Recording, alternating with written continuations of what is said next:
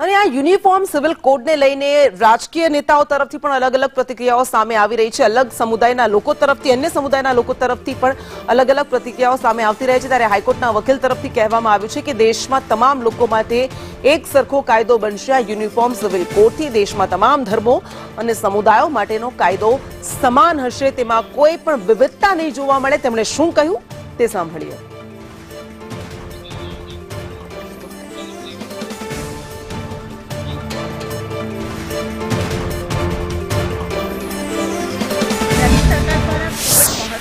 निर्णय लेवामां आव्यो छे। आ निर्णयने तमे केवी रीते जोई रह्या छो? कॉमन सिविल कोड ए समान नागरिक संहिता कहेवाय एटले के तमामने एक ज कायदा द्वारा आवरी लेवामां आवशे। आपणा त्यां जे फेमिली डिस्प्यूट्स अने जे लग्नथी प्रस्थापित थता हको माटे जे प्रणालीओ छे अने जे कायदा छे ए धर्मने आधारित छे, जेना द्वारा दरेक धर्मनी अलग अलग रूढिओ प्रणालीओ प्रमाणे अलग सिस्टम छे। परंतु आ एक कायदो आई जवाथी तमाम माटे एक ज कायदाने तेने अनुसरवानो रहेशे अने मुस्लिम समाजने खूब मोटो फायदो थशे, खास करीने स्त्रीओने के जेनी अंदर हलाला अने इद्दतनो समय छे। आ जे तमाम रूढिओ छे जे हवे कदाच सामाजिक रीते सुसंगत નથી तो आना पर ए बेन लागवामां आवशे अने तेओने तमामने पण एक पत्नीत्व अने आ तमाम विषयो आवरी लेवामां आवशे।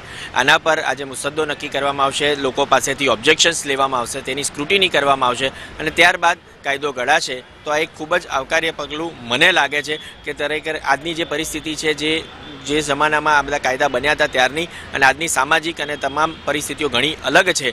तो आजना प्रमाणे आ कायदो खरेखर खूब ज उपयोगी बनी रहेशे।